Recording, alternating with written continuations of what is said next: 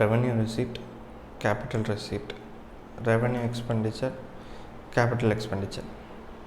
உங்களுக்கு என்னன்றது புரிஞ்சிருக்கும். நீ பட்ஜெட் பற்றி தானே பேச போகிற அப்படின்னு. எஸ்.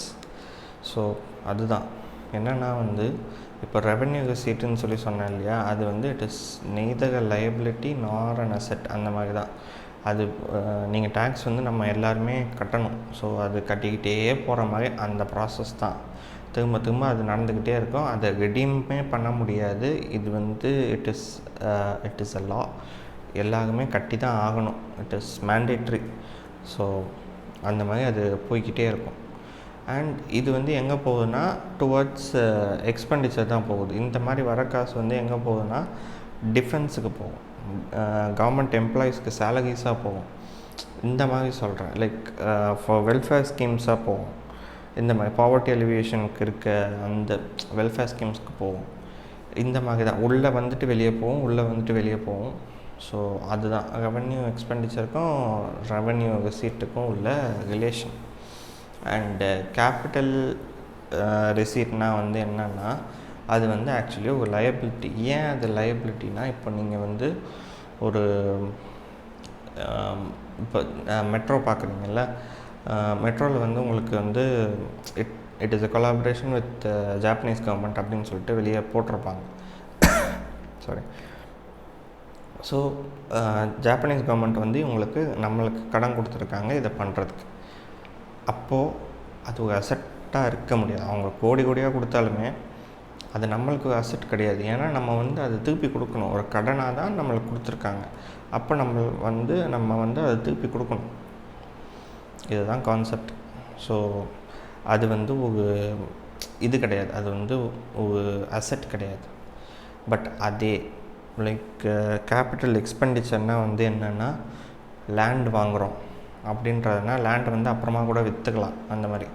இன்னொன்று என்னென்னா கேபிட்டல் ரிசீட்டில் என்னென்னா அசெட்டை இப்போது எல்ஐசி பிஎஸ்யூ லைக் பப்ளிக் அதை லைக் கவர்மெண்ட்லேருந்து அதை ப்ரைவேட்டைஸ் பண்ணாங்கள ஒரு செக்ஷன் ஆஃப் இட்.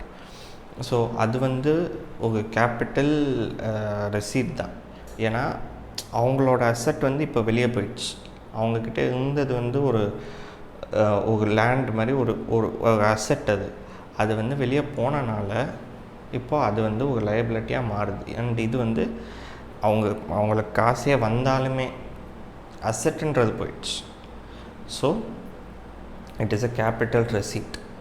அண்ட் அதே மாதிரி இங்கே வந்தோன்னா கேபிட்டல் எக்ஸ்பெண்டிச்சருக்கு வந்தோன்னா நம்மளுக்கு லைக் ஒரு லேண்ட் வாங்கி போடுறோம் அப்படின்ற மாதிரினா அந்த லேண்ட்லேருந்து நம்மளுக்கு அது மேலே வீடு கட்டுறோம், அது வேறு. பட் நம்ம அந்த லேண்ட்லேருந்து நம்மளுக்கு எதாவது ஜென்ரேட் பண்ண முடியும் அப்படின்ற மாதிரினா it is always an asset. And அதை சுற்றி இப்போ எங்கேயோ ஒரு லேண்ட் வாங்குகிறோம், அந்த லேண்ட் ஒரு 20 years கழித்து அது நல்லா போகுது அப்படின்ற மாதிரினா லைக் அது ஒரு அசெட் இல்லையா.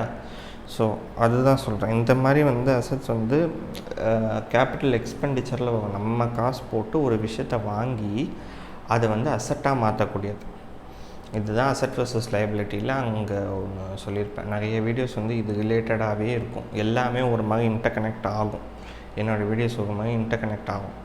ஸோ அதெல்லாம் பார்த்துக்கோங்க. And airport, schools, machinery, hospital, இது எல்லாமே கேபிட்டல் எக்ஸ்பெண்டிச்சரில் வரக்கூடியது. ஏன்னா அங்கே ஒரு பிஸ்னஸ் நடக்குது, அங்கே ஒரு எக்கனாமி பில்ட் ஆகுது. So it comes under capital expenditure. இந்த 4 தான்.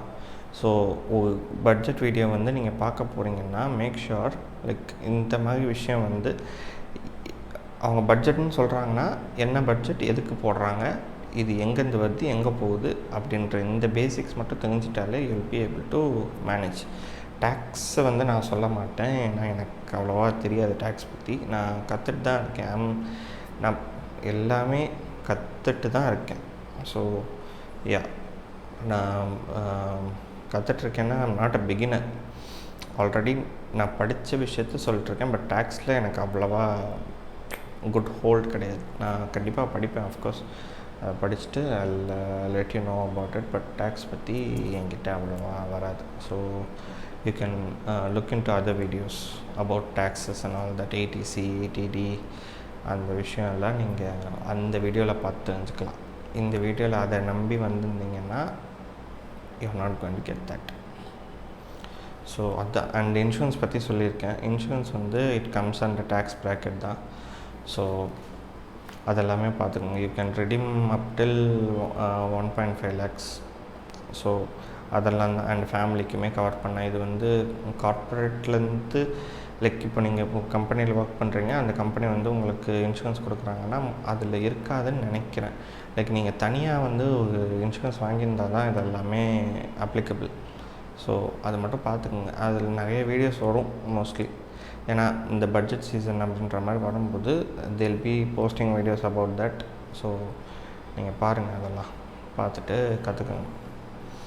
ஸோ அவ்வளோதான். அண்ட் ஏன் இந்த வீடியோ மேக் பண்ணேன்னா, ஒரு பட்ஜெட் வந்து என்னன்னு சொல்லிட்டு உங்களுக்கு தெரிஞ்சுட்டு அதுக்கப்புறம் நீங்கள் பார்க்குறது வந்து ஓகே. இப்போ டிஃபென்ஸில் வந்து அவங்க இன்க்ரீஸ் பண்ணுறாங்க அப்படின்னா லைக் எந்த அளவுக்கு இன்க்ரீஸ் பண்ணுறாங்க, போன வருஷத்துக்கு எவ்வளோ இருந்தது, இந்த வருஷத்துக்கு எவ்வளோ இருக்குது, ஏன் இன்க்ரீஸ் பண்ணுறாங்க, இந்த மாதிரியான அதர் டீட்டெயில்ஸும் வெளியே வரும்.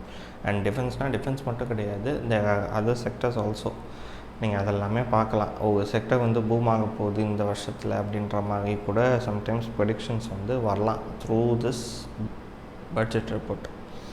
ஸோ யா, அதெல்லாமே சொல்கிறதுக்காக தான் video. It is a basic video. பார்த்துட்டு try to analyse what budget is. அவ்வளோதான். Thanks guys.